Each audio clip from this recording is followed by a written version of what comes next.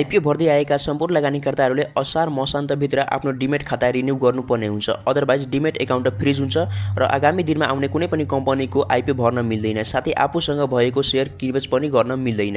र तपाईको मेरो शेयरमा पनि यस्तो मेसेज आएको छ भने बुझ्नुस् डिमेट एकाउन्ट रिन्यू गर्नुपर्ने हुन्छ। सबैले डिमेट एकाउन्ट रिन्यू असार 31 गते भन्दा पहिला नै गर्नुपर्ने हुन्छ। तर मेरो शेयरको एक्सपायर डेट भनेको तपाईले जहिले मेरो शेयर खाता खोल्नु भएको हो त्यो दिनदेखि 1 वर्षसम्म हुन्छ। आजको भिडियो अन्तर्गत रहेर हामीले कसरी घरमै बसेर अनलाइनबाट डिमेट एकाउन्ट रिन्यू गर्न सकिन्छ भन्ने सम्पूर्ण जानकारी शेयर गर्नेछौँ। त्यही भएर भिडियोलाई अन्तिमसम्म हेर्नु होला। तर त्यो भन्दा पहिला यदि तपाई च्यानलमा पहिलोचोटि हेर्दै हुनुहुन्छ भने कृपया च्यानललाई सब्स्क्राइब गर्न चाहिँ नबिर्सनु होला, किनभने म तपाईहरुका लागि यस्तै शेयर मार्केट सम्बन्धी भिडियोहरु ल्याइराख्छु।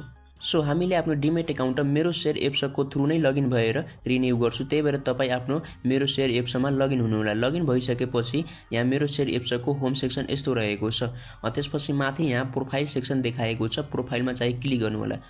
प्रोफाइलमा क्लिक गरिसकेपछि यहाँ एकाउन्ट इन्फर्मेसनमा देखाएको छ renew your account by online payment भनेर लेखेको छ।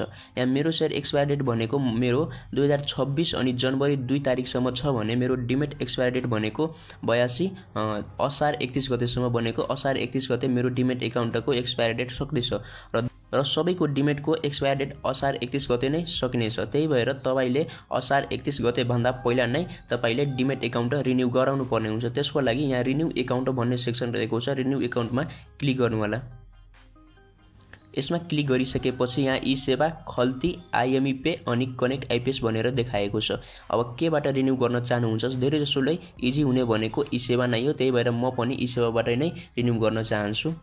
सो मैले ई सेवामा क्लिक गरेँ। ई सेवामा क्लिक गरिसकेपछि अब यहाँ यस्तो प्रकारको इन्टरफेस देखा पर्नेछ। यहाँ मेरो शेयर एन्ड डिमेट एकाउन्ट देखाएको छ। त्यो मेरो शेयर र डिमेट एकाउन्ट दुवै एकैचोटि रिन्यू गर्न चाहनुहुन्छ भने मेरो शेयर एन्ड डिमेट एकाउन्टमा क्लिक गर्नु होला। त्यसपछि मेरो शेयर मात्र रिन्यू गर्न चाहनुहुन्छ भने मेरो शेयरमा मात्र क्लिक गर्नु होला। अनि डिमेट एकाउन्टमा मात्र रिन्यू गर्न चाहनुहुन्छ भने डिमेट एकाउन्टमा मात्र क्लिक गर्नु होला।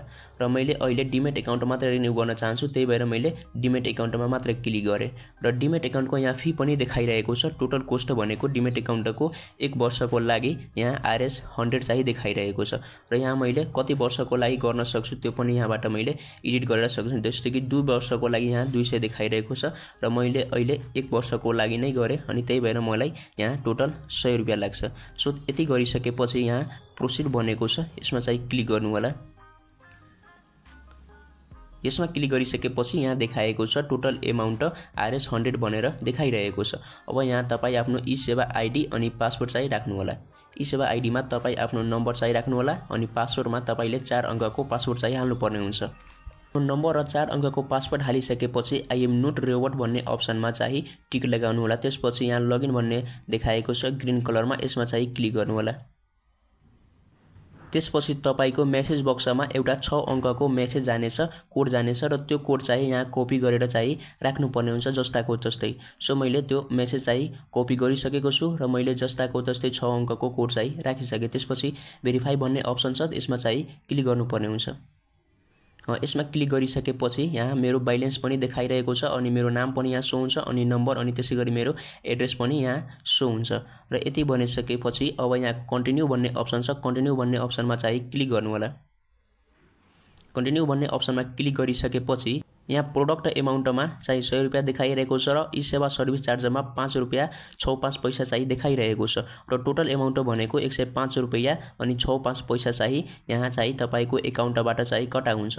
अनि त्यसपछि यहाँ पे बाइ ई सेवा देखाएको छ। यसमा चाहिँ क्लिक गर्नु होला। त्यसपछि पेमेन्ट सक्सेस हुन्छ र तपाईले यस्तै तरिकाले आफ्नो डिमेट एकाउन्ट चाहिँ रिन्यू गर्न सक्नुहुनेछ।